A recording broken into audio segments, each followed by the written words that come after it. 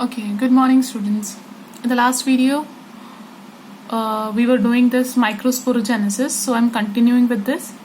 See, microsporogenesis, see everyone, microsporogenesis हमने क्या किया कि जी initially during the formation of anther, undifferentiated anther से पहले क्या बना epidermis और क्या बना archisporial cells. ठीक है, we did it in the last video. ठीक है, I'm reviewing for you. ठीक है जी, आर्किस्पोरियल सेल्स की फर्दर डिवीजन से क्या बना आउटर पेरिएटल सेल्स और इनर स्पोरोजिनस सेल्स.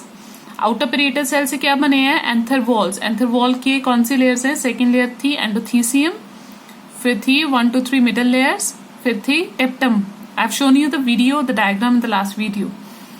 ठीक है जी. दूसरे basically these are the main sporogenous cells. ठीक है, देखो सारा डिप्लॉयड आ रहा है. स्पोरोजेनेस माइक्रोस्पोरोजेनेसिस का मीनिंग यही है कि जो डिप्लॉयड सेल से क्या बन रहे हैं हैप्लॉयड सेल्स. स्पोरोजिनस सेल से क्या बना MMCs microspore mother cell. Microspore mother cells की म्योसिस से क्या बना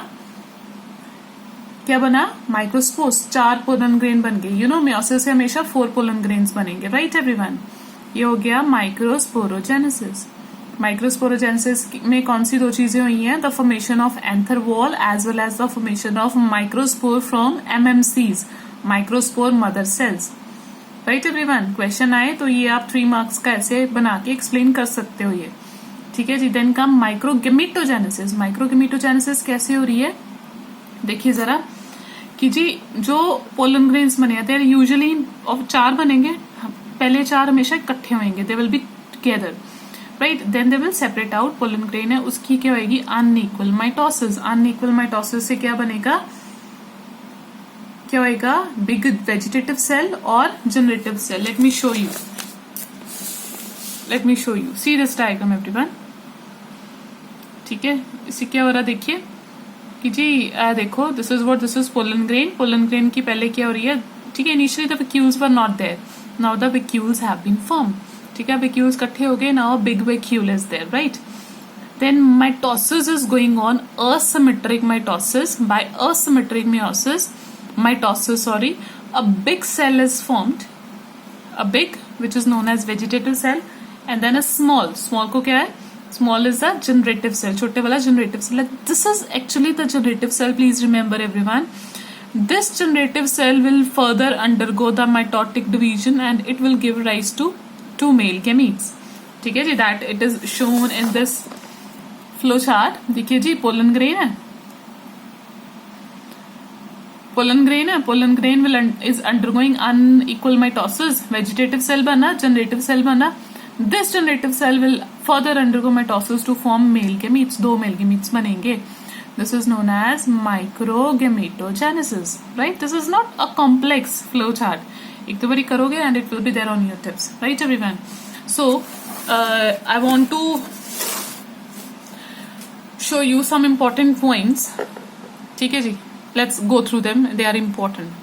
ठीक है जी. कैरेक्टरिस्टिक देखिए. Vegetative cell is larger. ठीक है, अबंडेंट रिजर्व फूड है, लार्ज न्यूक्लियस है. ठीक है, इरेगुलर इन शेप है. जनरेटिव सेल क्या होगा ऑब्वियसली छोटा है. इनिशियली जनरेटिव सेल बोलते हैं it actually floats inside the cytoplasm of vegetative cell. Then by maturation it comes at the side. ठीक है जी. नेक्स्ट देखो, see the next point everyone. Next point देखिए कि जी पोलन ग्रेन्स है. पोलन ग्रेन का यूजुअली बोलते हैं like in the last diagram we have done कि जी pollen grain will divide to form 2 cells, vegetative cell और एंड जनरेटिव सेल. इनिशियली बोलते हैं कि ये 60% एंजियोस्पर्म्स में in this 2 cell stage only the pollen grain is going to stigma. But बाकी 40% में generative cell will further divide to form 2 male gametes. ठीक है, और 3 सेल स्टेज में वो शेडिंग होगी उसकी. राइट, नेक्स्ट देखो जरा. नेक्स्ट देखो, सी पोलन ग्रेन्स.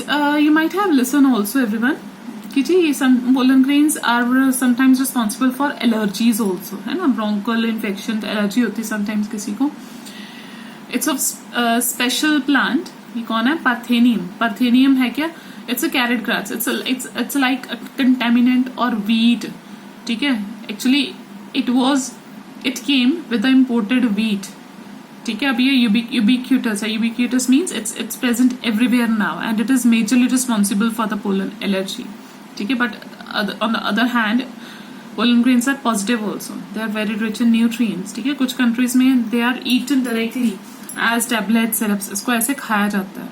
ठीक है. Next, if you talk about viability, ठीक है, viability, obviously pollen grain viability, lifespan, it will depend on temperature, humidity. Obviously बहुत ज़्यादा temperature होएगा, it will be unable to survive, then the problems will come. Right. Next come, obviously देखिए, once pollen grains are shed, they have to land on the stigma before they lose viability. If they are to bring about fertilization, obviously अगर वो stigma के ऊपर आएगा ही नहीं pollen grain, then how the fertilization will take place? ठीक है, it will not take place at all. Obviously it's but obvious. Now, very important thing I want to discuss with you. देखिए, see this flow chart everyone, very important.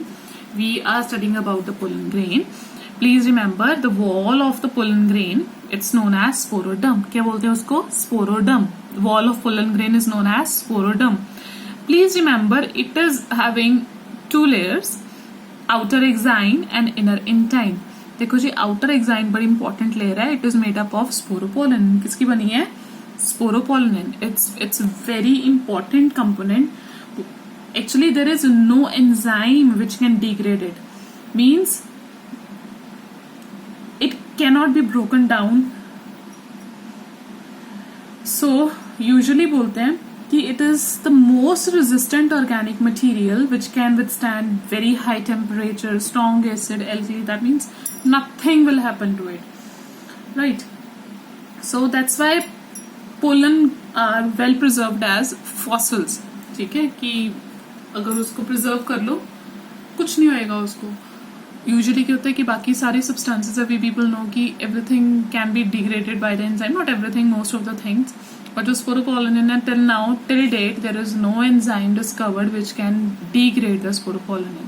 ठीक है, outer उसकी further or divisions if you want to learn you can, but for you people you have to just remember sporoderm which is further divided into exine and intine. आगे layers हैं, if you want to learn you can learn कि जी exine is further divided to form exine, exine की further division है. That's up to you if you want. Right everyone, I hope it's clear to you everyone. Right, so it was all about the male gametophyte and now we are going to study about the female gametophyte.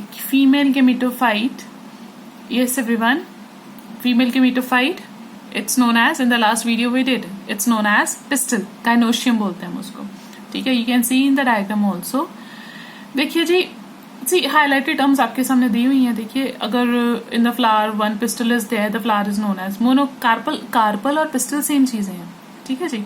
Monocarpellary 2 carpals हैं, बाइकार्पेलरी 3 हैं, ट्राइकार्पेलरी multi हैं तो ज्यादा हैं तो मल्टीकार्पेलरी.